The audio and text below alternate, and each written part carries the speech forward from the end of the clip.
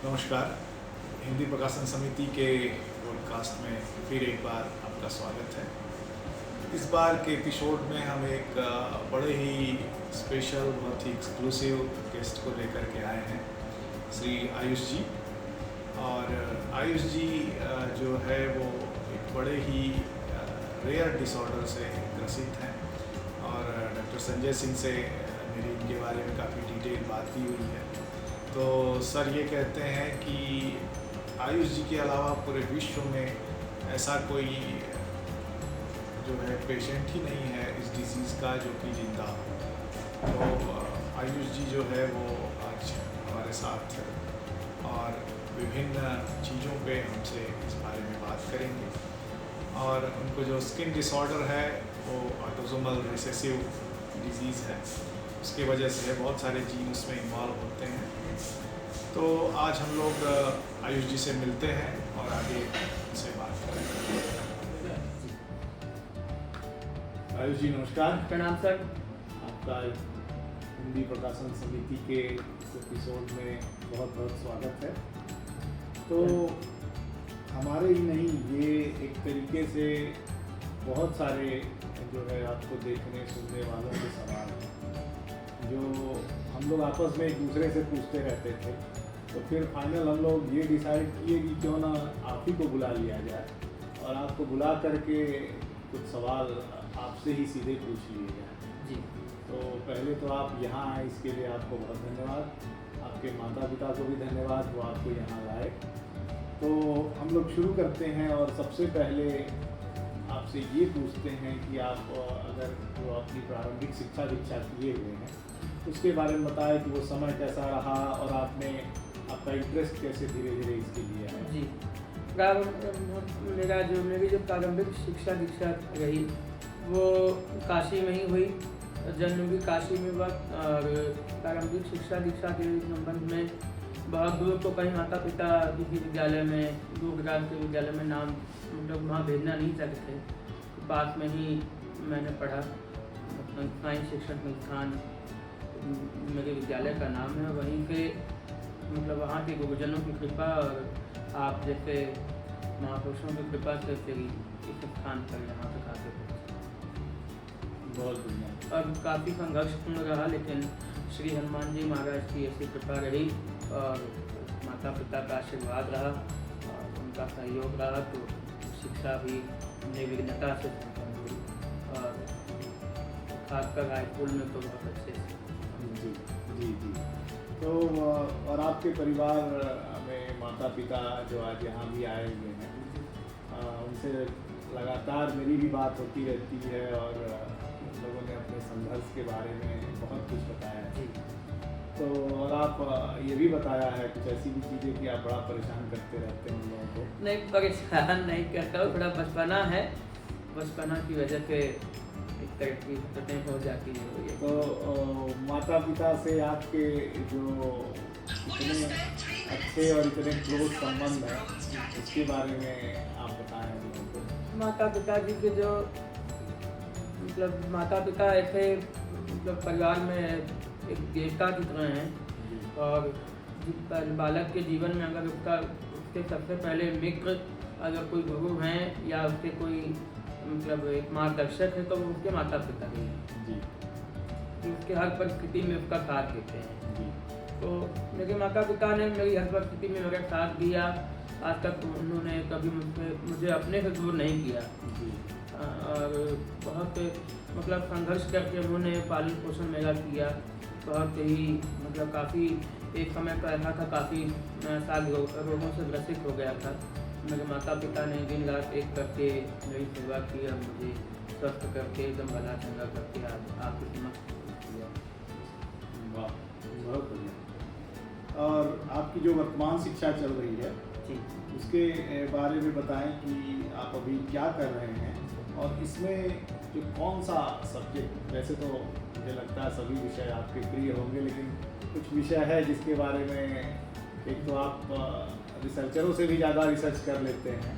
तो अपनी पहले तो अभी की शिक्षा के बारे में बताएं और फिर अपने जो स्पेशल विषय है उसके बारे में भी बताएं। जो मेरी शिक्षा जो है संस्कृत मेरा मुख्य विषय है। इसी से मैंने स्नातक तथा परास्नातक किया, BA एंड MA किया और काशी हिंदू विश्वविद्यालय के ही प्रांगण में रहकर किया। यहाँ के गुरुजनों से शिक्षित होकर अभी हाल ही मेरा MA कंप्लीट हुआ है और नेट की तैयारी चल रही है, लेकिन अभी समय साल ना बर्बाद हो और अपना एक व्यस्तता बनी रहे, इसलिए फिर एक बार सोचा कि एक बार हिंदू स्टडीज़ में भी एक बार ग्रेजुएशन कर ली जाए, तो किया। और जो मेरा प्रिय विषय संस्कृत साहित्य में है, तो वैसे तो अब ऐसे सिलेबस की तरफ की दृष्टि से पूछा जाए तो वेद है मेरा सबसे प्रिय विषय। इसके मुख्य रूप से अगर कोई प्रिय विषय है तो वो रामायण है। हाँ जी, रामायण है। और जो श्री राम चरितमानस है, रामायण है, या हनुमान जी से संबंधित कोई भी काव्य है, स्तोत्र है ये। तो आपका जो विषय था जी, इसमें आपने जब अपना MA कंप्लीट किया जी, तो आपको क्या कठिनाइयाँ आ रही थी, जो आपको लग रहा था कि कहीं बीच में ना स्टडीज छूट जाए?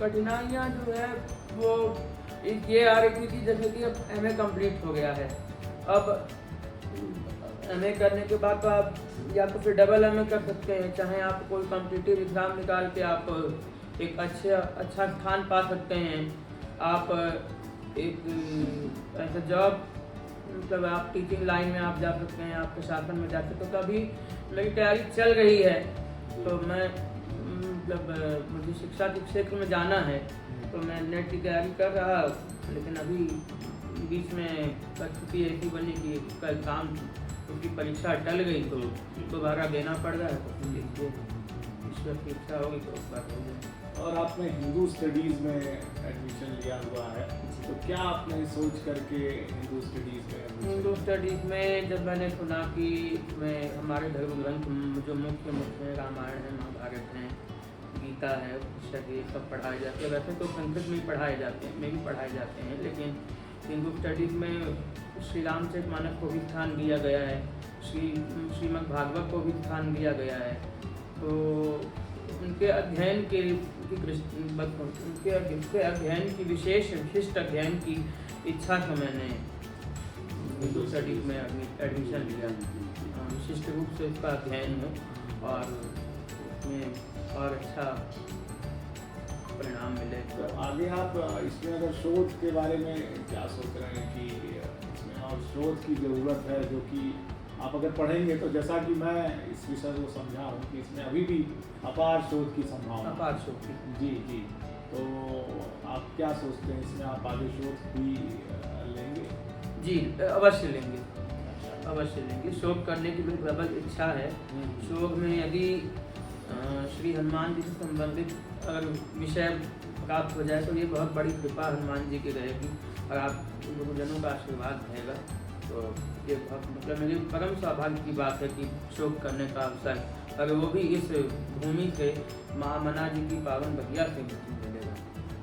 बिल्कुल, जी, बिल्कुल मिलेगा। और हम लोग को उम्मीद भी है कि आप इसमें शोध ज़रूर करें। जी, जैसे आपके कई शोध आगे मैं लोगों को बताऊंगा, लेकिन उसके पहले ये सवाल है कि आपको पर्सनली ये कैसा महसूस होता है जब कोई कहता है कि भाई डॉक्टर लोग आपको डिक्लेयर किए हुए हैं कि विश्व की बड़ी दुर्लभतम बीमारी आपके पास है, और आप एकमात्र ऐसे इकलौते पूरे विश्व में व्यक्ति हैं जो जीवित हैं, नहीं तो इस तरीके की बीमारी जिसको होती है उसकी बहुत कम समय में ही जो है वो उसका देहावसान हो जाता है। तो आपको कैसा महसूस होता है, क्योंकि आप बड़े यूनिक हैं, बड़े स्पेशल हैं पूरे विश्व के लिए? भारत में ये केस काफ़ी दुर्लभ है, पहली बात है। और जब कोई ऐसे बोलता है, जैसे कोई बहुत लोग हैं, मेरे माता पिता से पूछेंगे आप कल कोई ऐसा व्यक्ति भी हो मिल जाता है, भाई तुम जल गए हो क्या, तो मुझे खराब नहीं लगता है। क्यों नहीं लगता? क्योंकि मेरे माता पिता ने उतने मतलब पवित्रता की, उतनी शिद्दत से और उतने संघर्ष से मुझे पाला पोसा है, मेरी इतनी सेवा की है। और खासकर हनुमान जी की जब कृपा है हनुमान जी महाराज की, जब भक्ति प्राप्त हुई है, तो ये सब चीज़ें मेरे लिए माने नहीं रखती। क्योंकि देखिए, जब सुंदरकांड में हनुमान जी मिलते हैं विभीषण जी से, तो विभीषण जी ने भी हनुमान जी से कहा ना कि कामत कनु कछ साधन नाही, पीठ न पथ सरोज मन माही, अब मोहि भाव भरोस हनुमंता बिनु हरि कृपा मिलै नहीं संसार, जब रघुबीर अनुग्रह कीन्हा तो तुम मोहि दरस बटलीना। आप जैसे संत का दर्शन तभी होता जब भगवान की कृपा थी। भला ये कहाँ राक्षसी शरीर तामस देह है ये तो। और जब राम जी कभी मिले हैं कभी यही बात बोले हैं, ना कथानन कर्म में भागा निश्चर बंध जनन सुख खाता है। तो हनुमान जी ने लंका में समझाया कि देखो, तामस शरीर होना, शरीर जैसा भी हो, ये कोई बहुत बड़ी बात नहीं है। कहो कवन में परम कुलीना, कभी चंचल कभी कुलीना। मैं तो वानर हूँ, मुझे तो वानर को कुछ आता जाता नहीं है सिवाय एक पेड़ से दूसरे पेड़ पर उछलने कूदने के बजाय। जाएगा फल तोड़ के, कुछ पेड़ उखाड़ के, कुछ उपद्रव मचाएगा।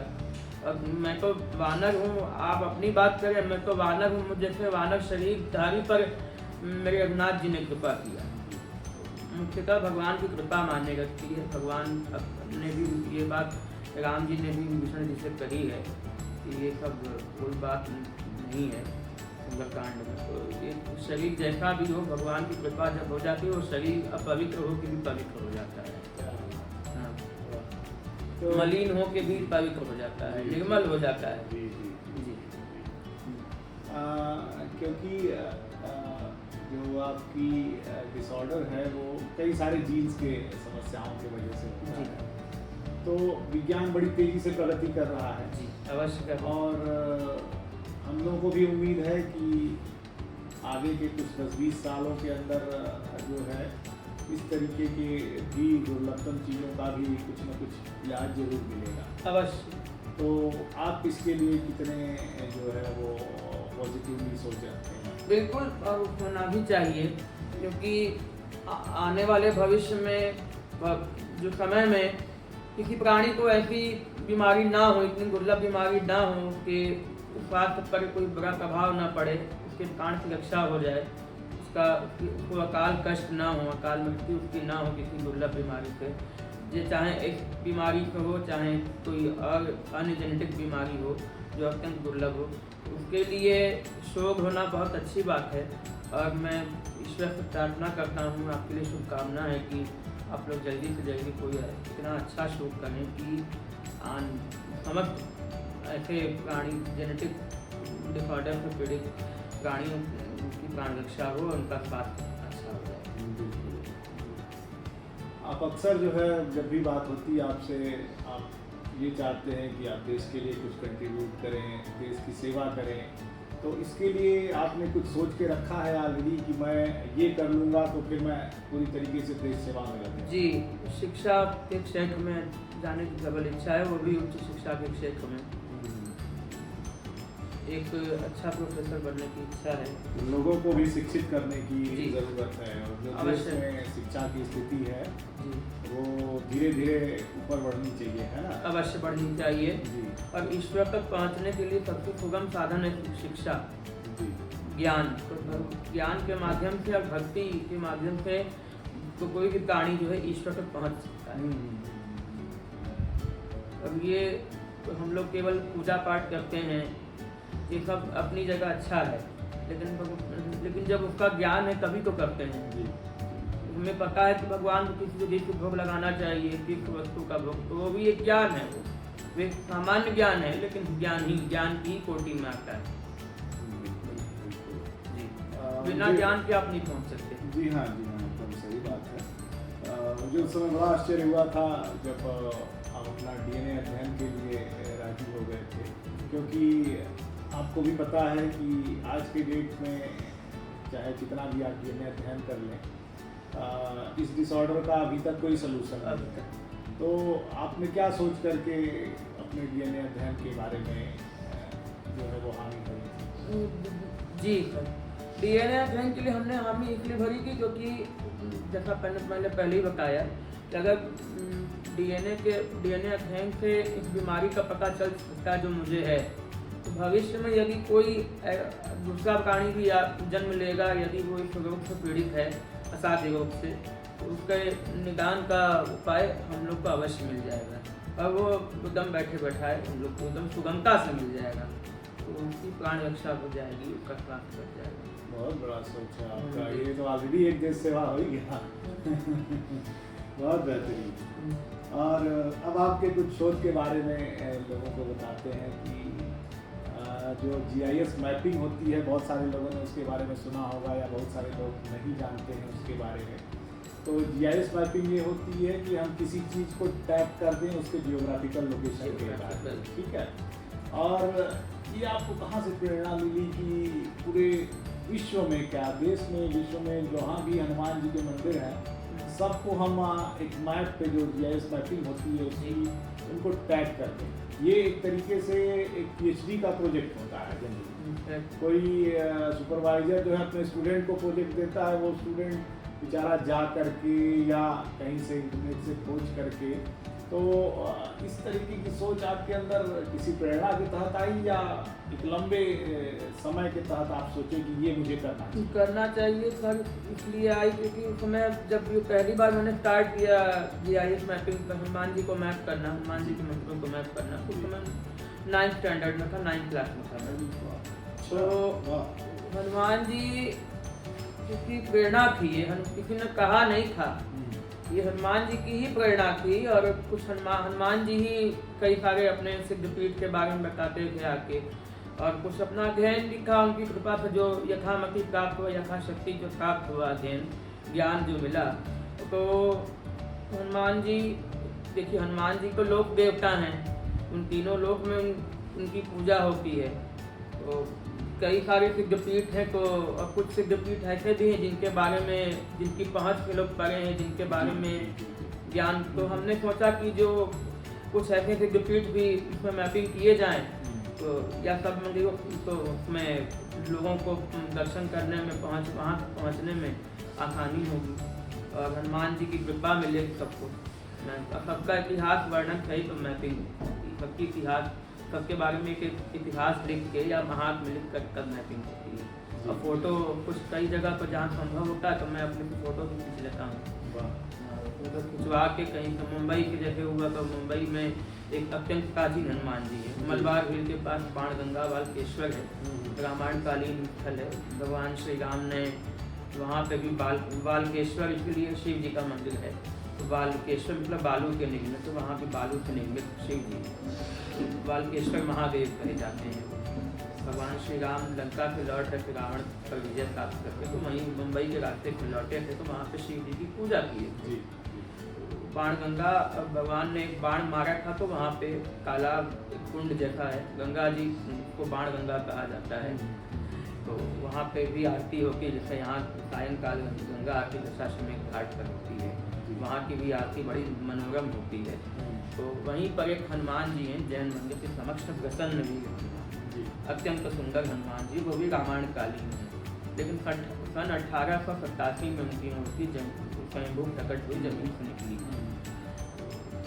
उस मंदिर के, वैसे तो मुंबई में हनुमान जी के का मुख्य मंदिर है पीकेट रोड पर है, दक्षिण मुखी है।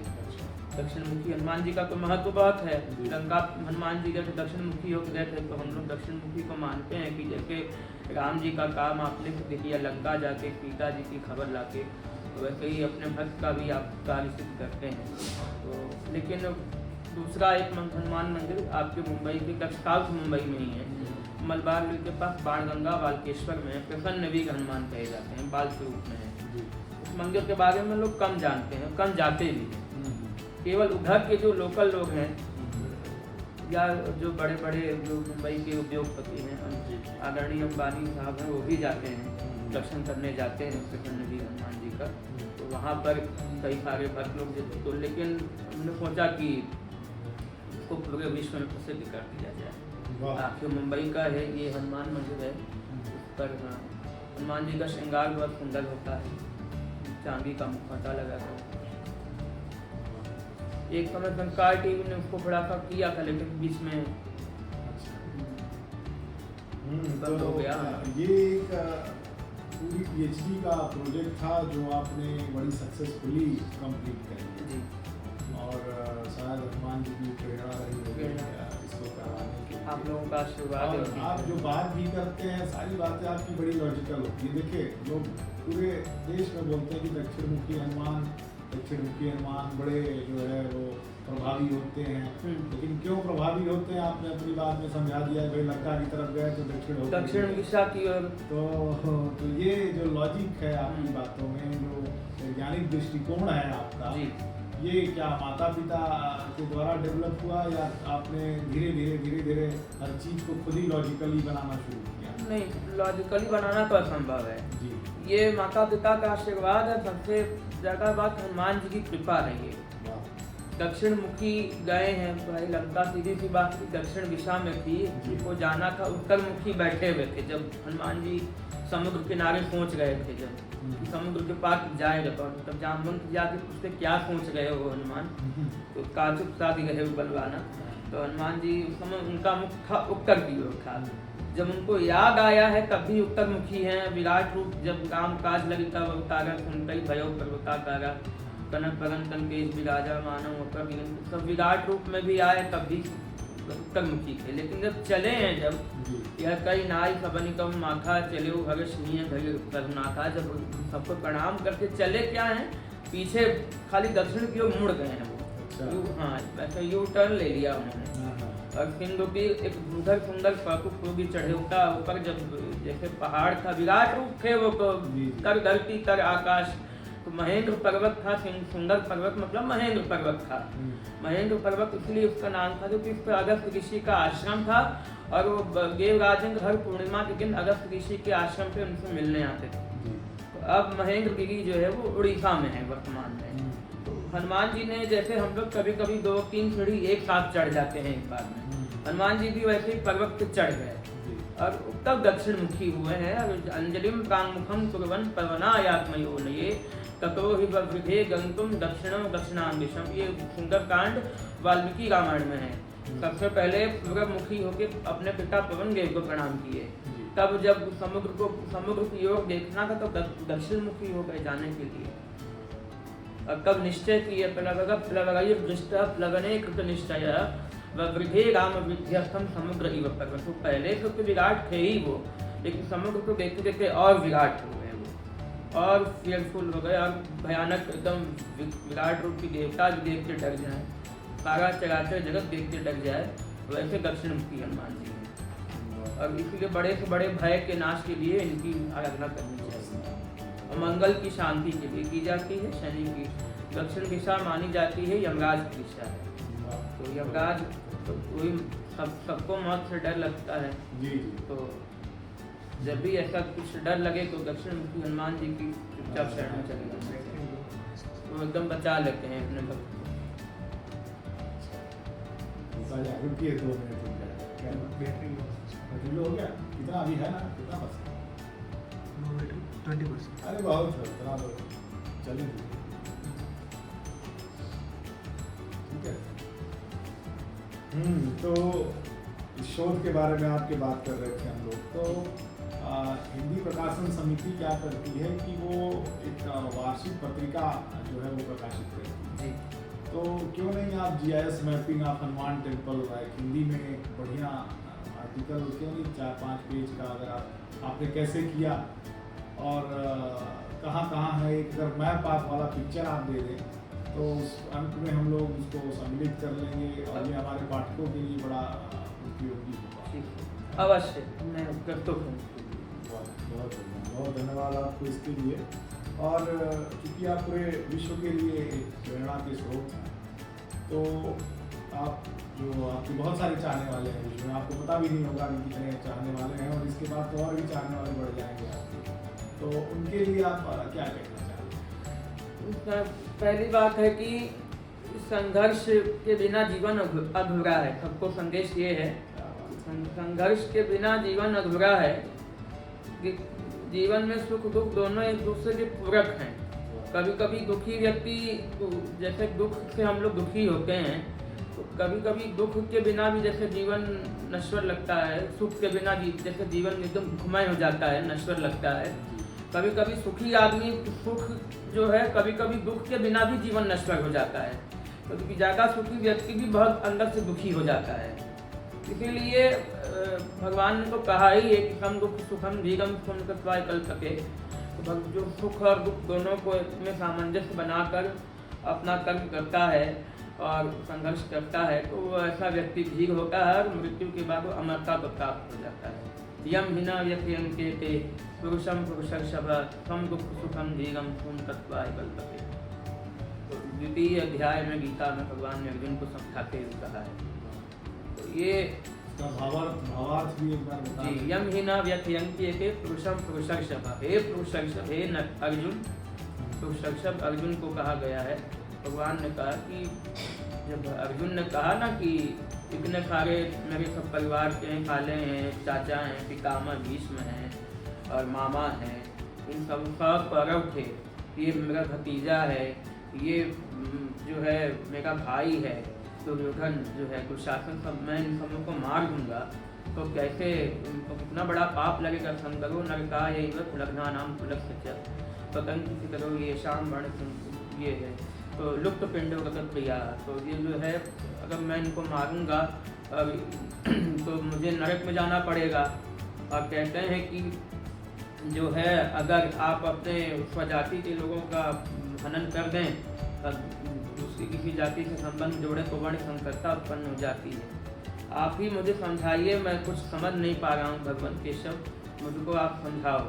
भगवान कहे तुम कायरता की तरह जो भाग रहे हो, ये जो है इनको शरीर है ना, ये सब क्या है, ये सब तो आत्मा है अंदर से। इन सबों को तुम्हारा कर्तव्य है कि तुम्हारे संग छल हुआ है तो तुम्हारा कर्तव्य है कि तुमको इनके साथ युद्ध करना पड़ेगा। और तुम यदि कार्पण्य दोषोपहत स्वभाव पृच्छामि त्वां धर्म सम्मूढ़ चेता। अर्जुन ने कहा था कि मैं कायर की तरह मैं जो हूँ आपकी शरण में आया हूँ। तो भगवान ने कहा ना कि अशोचानन्म शोचस्त्वं तज्या वागांश भाषते नानुशोचन की पंडिता। क्या होगा क्या नहीं होगा, क्या बीत गया, उसके बारे में पंडित जन ज्ञानी जन नहीं सोचते। तो तुमको तुम्हारा कर्तव्य है कि तुम इनके साथ युद्ध करो और इन समूह पर विजय प्राप्त करो। अगर तुमने इनको मार लिया तो क्या हो गया, तुम्हारा क्या बिगड़ जाएगा। तुम नरक में थोड़ी जाओगे, तुम्हारा कर्तव्य है कि तुम लड़ो, तुम्हारे संग छल हुआ है। तो भगवान ने कहा कि तुम अब जो इनके लिए शोक किए जा रहे हो कि मैं इनको मार दूंगा तो इनसे मेरा रक्त संबंध है, मेरा खून का रिश्ता है, अगर मैं इनको मार दूंगा तो मुझे नरक में जाना पड़ेगा, इनका तर्पण श्राद्ध मैं नहीं करूंगा तो मैं नरक में गामी होऊंगा और वर्ण संकर मेरी जाति में उत्पन्न होगा, मेरे कुल में उत्पन्न होगा। तो ये जो है इसकी चिंता छोड़ के तुम चुपचाप अपना जो कर्तव्य है तुम्हारा वो करो। तुमको संघर्ष करने को जब यहाँ तुम्हारे पास अभी समय है तो तुम संघर्ष करो। ऐसा व्यक्ति जो है दुख को साथ में सामंजस्यता बनाए रखते हुए धीरता को प्राप्त होता है और मरने के बाद अमरता को प्राप्त होता है।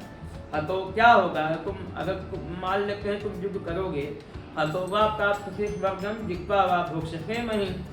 मार दिए गए तो मरने के बाद स्वर्ग जाओगे, इन समों को मार दिए तो फिर तो तुम जीते जी तुम स्वर्ग को प्राप्त, धरती पर ही तुमको स्वर्ग मिल जाएगा, जीते जी धरती पे मोक्ष मिल जाएगा। वीर भोग्या वसुंधरा इसलिए कहा भी गया है। जी।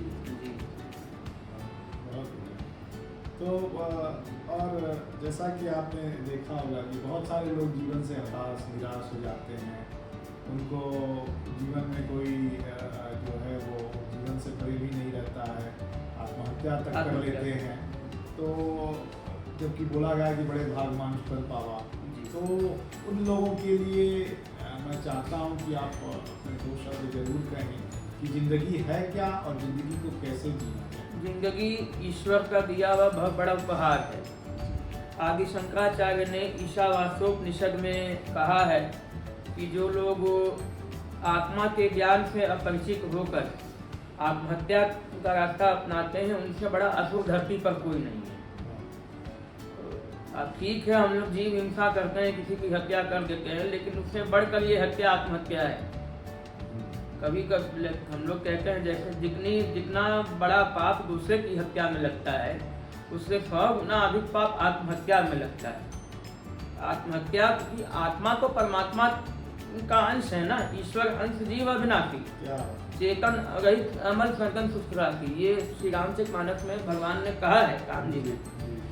तो भगवान का ये अंश है आत्मा, और जीवात्मा जो है वो परमात्मा से पृथक नहीं है, और जीवात्मा भगवान का दास है। तो जो लोग अपने जीवन से निराश हो गए हैं वो भगवान की दासता को स्वीकार करें और अपने आप को भगवान के चुपचाप अधीन करके अपना कर्तव्य कर्म निर्वाह करें।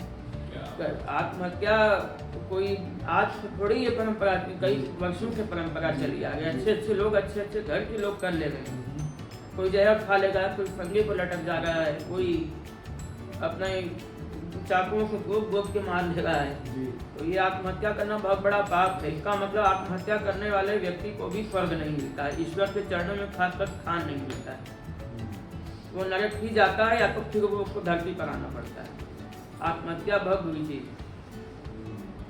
तो आपके अनुसार उसको अगर ये लगे कि अब जिंदगी से मोह खत्म हो गया तो अपने आप को भगवान को समर्पित कर दे, फिर जैसे जिंदगी चले वैसे आगे बढ़े, है ना? भगवान के अधीन कर दे। अब सौंप दिया इस जीवन का सब भार तुम्हारे हाथ। मेरा निश्चय बस एक यही, मैं नर हूँ तुम नारायण हो, फिर अंत समय में प्राण तजु हे नाथ तुम्हारे हाथ। ये प्रार्थना तो सबको याद है, ये तो गाई जाती है प्रार्थना। और ये मेरा बस निश्चय है कि मैं नर हूँ, मैं जीव हूँ और आप जगदीश हैं, नारायण हैं। मैं अपने तो स्वयं को अधीन आपके कर रहा हूँ। हनुमान जी से एक दिन राम जी ने पूछा कि हनुमान जी जब राज्याभिषेक के बाद उत्तरकांड में ये है तो ये इसका स्कंद पुराण का है, ये इसमें वर्णन है कि हनुमान जी को राम जी ने ब्रह्मोपदेश वेदांत का उपदेश दिया, दर्शन पढ़ाया। तो हनुमान जी से जब फिलॉसफी के बारे में राम जी ने पूछा, अद्वैत वेदांत के बारे में, कहो हनुमान जी इतना सेवा, इतना सब कुछ मैंने तुमको बताया, तुम सेवा करते थे, पैर दबाते थे मेरा, तुमको मैंने अद्वैत वेदांत क्या है, द्वैत जीव और ईश्वर में क्या भेद है, और ये आत्मा क्या है, ये सब क्या तुमने सीखा हनुमान जी? हनुमान जी ने क्या कहा? ये दृष्टिया तुदासोस्मि जीव बुद्ध्या त्वदंशकः आत्मबुद्ध्या त्वमेवाहम् इति मे निश्चिता मति। हे प्रभु, मेरी मति ऐसा कहती है कि दैहिक दृष्टि से, शारीरिक दृष्टि से तो मैं आपका दास हूँ और आप मेरे स्वामी हैं। जीव बुद्ध्या त्वदंशकः, जीव बुद्धि से देखा जाए, जैविक बुद्धि से तो मैं आपका अंश हूँ और आप मेरे अंशी हैं, मुझे प्रकट करने वाले हैं। लेकिन आत्मा की दृष्टि से, आत्मबुद्धि से मैं यदि विचार करूं, मैं और आप तो एक ही। भगवान के ज्ञान पर आत्मा परमात्मा का ही एक अंश है। शरीर भले विभिन्न है, पशु पक्षी भी है, मनुष्य भी है, लेकिन आत्मा सब में प्राय सब समान रूप से एक ही है, सर्वभूत में है। नमः समस्त भूतानामादिभूताय भूभृते अनेक रूप रूपाय विष्णवे प्रभु विष्णवे। यहाँ तक कि जड़ चेतन जग जीव जत सकल राम मैं जानी, बंदों सबके पग कमल सदा जोग पानी। गोस्वामी तुलसीदास जी ने बालकांड में जड़ चेतन को भी राम मैं समझ कर प्रणाम किया है। यहाँ तक कि देव तनुज नरनाथ पितर गंधर्व बंदम किन्नर रजनी चर कृपा करो कब सर्व। अब यहाँ पे ये भी प्रश्न है कि भाई प्रेत को क्यों वंदन कर दिया, राक्षसों को क्यों वंदन किया? हनुमान चालीसा में तो विरोध किया है, दुख के साथ निकट नहीं आवे महावीर जब नाम सुनावे। वहाँ पे जो दुरात्मा प्रेतात्मा दुष्ट प्रेतात्मा है। प्रेतात्मा भी कई प्रकार की होती है। एक तो दुष्ट आत्मा होती है तो किसी भी तांत्रिक के कहने पर वो किसी भी अनजान व्यक्ति के शरीर में प्रवेश कर जाती है। और एक प्रेतात्मा होती है जिसका दाह संस्कार हो गया लेकिन उसका कुछ श्राद्ध पूजन विधिवत नहीं तो भटकती रहती है। तो स्वामी जी ने असुरों को भी वंदन किया है क्योंकि किया है क्योंकि उनको एक कहा है ना कि ये बंदम संत सज्जन चरना उभय बीच कछु बनना बिछड़प एक कान हरि ले ही जलद जोक जिमी दारुण दे दुख दारुण दे ही। तो मतलब जैसे जल में पड़े रहने वाला जोक जो होता है वो काट ले तो कितना कष्ट होता है, वैसे असुर से भी जो बिछो होता है, असुर जब जो खल जो होता है वो उसके आगमन से भी उसी प्रकार का दुख होता है। तो वैसा दुख ना हो इसीलिए पहले हम लोग उनकी वंदना कर लेते हैं। असज्जनों की भी वंदना किए हैं। बहुत बढ़िया। और आप कई सारे स्वरचित भजन भी गाते हैं और भी भजनों और कई सारी भजनों को गाते हैं, कई सारे श्लोक गाते हैं।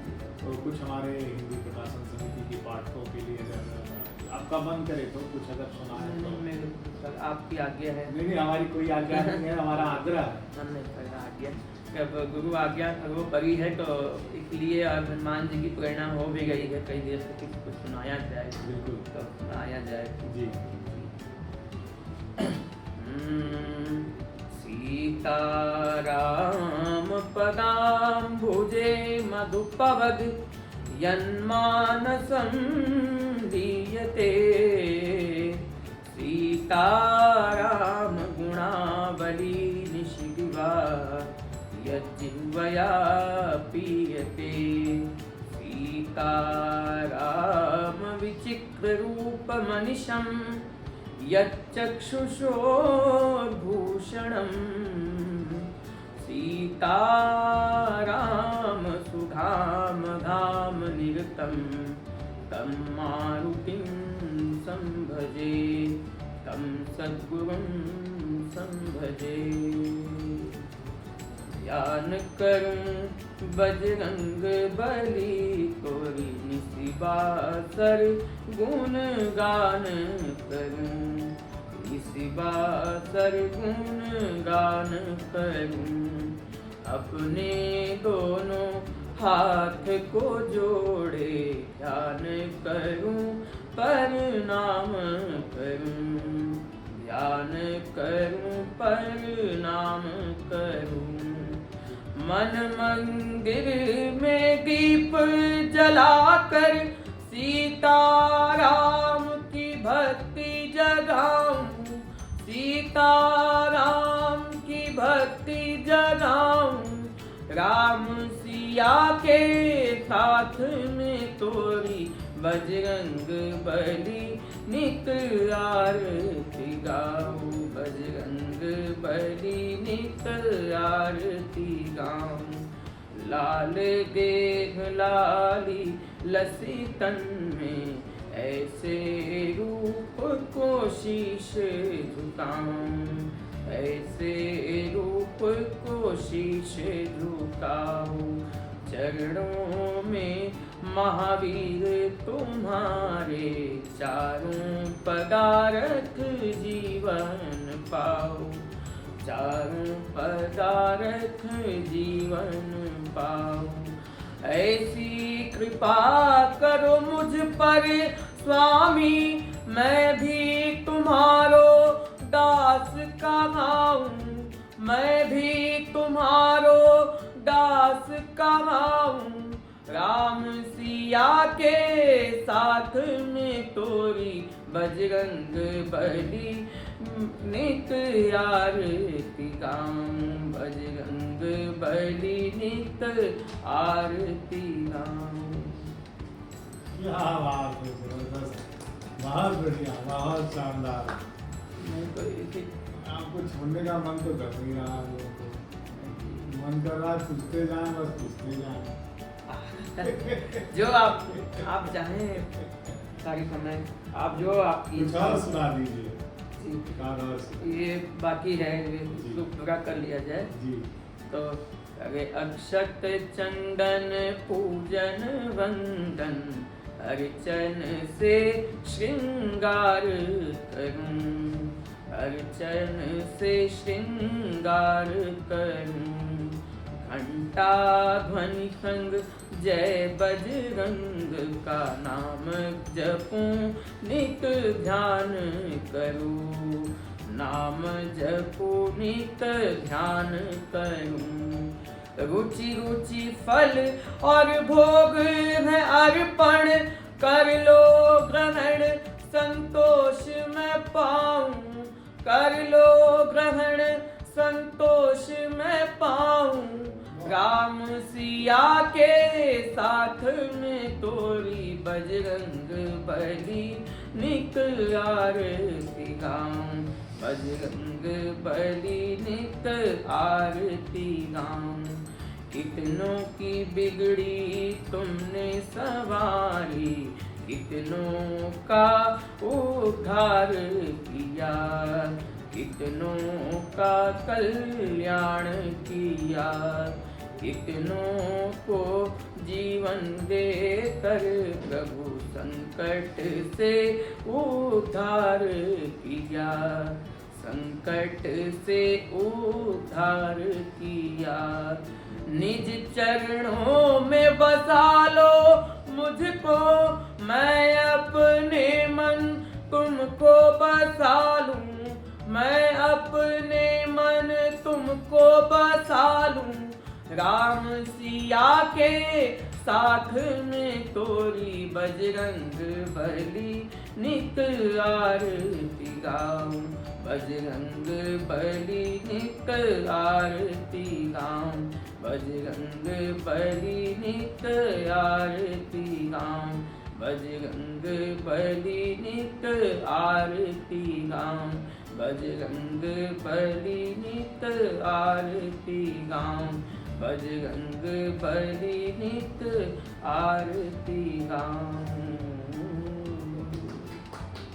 वाह, बहुत बढ़िया, बहुत कुछ सुना है, हम लोग छोड़ेंगे नहीं गाना। और भी है, कई भजन है, तो आप जैसा नहीं, बस एक भजन छोटा सा सुना दे तो। जी। कि कृपा मिलेगी श्री राम जी की, भक्ति करो, भक्ति करो, भक्ति करो।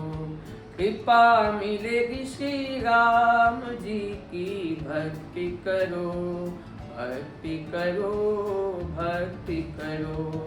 दया मिलेगी हनुमान जी की, राम जपो, राम जपो, राम जपो। दया मिलेगी हनुमान जी की, राम जपो, राम जपो, राम जपो। दुष्ट दलन हनुमान है, हनुमान मेरे, जय हनुमान, जय हनुमान। पतित पावन राम है, श्री राम मेरे, जय सिया राम, जय सिया राम। मूरति रख सिया राम की, मन ध्यान धरो, ध्यान धरो, ध्यान धरो, ध्यान धरो, ध्यान धरो। कृपा मिलेगी श्री राम जी की, भक्ति करो, भक्ति करो, भक्ति करो। राम जपो, राम जपो। शंकर स्वयं केसरी नंदन, जय हनुमान, जय हनुमान, जय हनुमान। विष्णु रूप भगवान है मेरे श्री राम, जय सिया राम, जय सिया राम। विष्णु महेश की लीला का गुणगान करो, गान करो, गान करो। भक्ति करो, भक्ति करो। हे कृपा मिलेगी श्री राम जी की, भक्ति करो, भक्ति करो, भक्ति करो, भक्ति करो, भक्ति करो। सकल अमंगल हर लेंगे हनुमान मेरे, जय हनुमान, जय हनुमान। तन मन पावन कर देंगे श्री राम मेरे, जय सिया राम, जय सिया राम। शीश झुका कर चरणों में प्रणाम करो, प्रणाम करो, प्रणाम करो, प्रणाम करो, प्रणाम करो। कृपा मिलेगी श्री राम जी की, भक्ति करो, भक्ति करो, भक्ति करो, भक्ति करो, भक्ति करो। राम के बड़े हैं भक्त राम के, जय हनुमान, जय हनुमान, जय हनुमान। जो नित राम की महिमा गावे, जय सिया राम, जय सिया राम, जय सिया राम। अर्पित प्रभु पूजन में जीवन प्राण करो, प्राण करो प्राण करो प्राण करो प्राण करो। कृपा मिलेगी श्री राम जी की, भक्ति करो भक्ति करो भक्ति करो भक्ति करो भक्ति करो। दया मिलेगी हनुमान जी की, राम जपो राम जपो राम जपो राम जपो राम जपो। क्या बहुत बढ़िया। तो आज हम लोग आयुष जी से ये एक तरीके का जो है वो पूरा एपिसोड तो मैं नहीं कहूँगा, क्योंकि मुझे लगता है कि हम लोगों को फिर इनको बुलाना पड़ेगा, बहुत सारे सवाल हैं जो इनसे पूछना पड़ेगा। लेकिन एक चीज़ आपसे आज बात करके समझ में आया कि आप और आपके माता पिता ने जो संघर्ष किया हुआ है वो बहुत काबिले तारीफ़ है। और लोगों को, वो लोग जो अपनी ज़िंदगी से हताश हैं, वो लोग जो समझते हैं कि ये ज़िंदगी में कुछ नहीं किया जा सकता, उनके लिए आप बड़े प्रेरणा के स्रोत हैं। और मुझे लगता है कि आपसे लोग प्रेरणा ले करके और जीवन में बेहतर करेंगे, देश की सेवा करेंगे। और आपके लिए तो हम लोगों की पूरी शुभकामनाएँ हैं कि आप बहुत आगे जाएं और हमारे देश के लिए एक नाम जो है वो आपका, उसके लिए देश की सेवा में आपका बहुत बहुत धन्यवाद। आप हम लोगों के साथ हैं और हम लोग फिर चाहेंगे और फिर आपको हम लोग अवश्य में फिर आपसे हम लोग आग्रह करेंगे कि आप हमारे जब इच्छा हो तब। आपका बहुत बहुत धन्यवाद।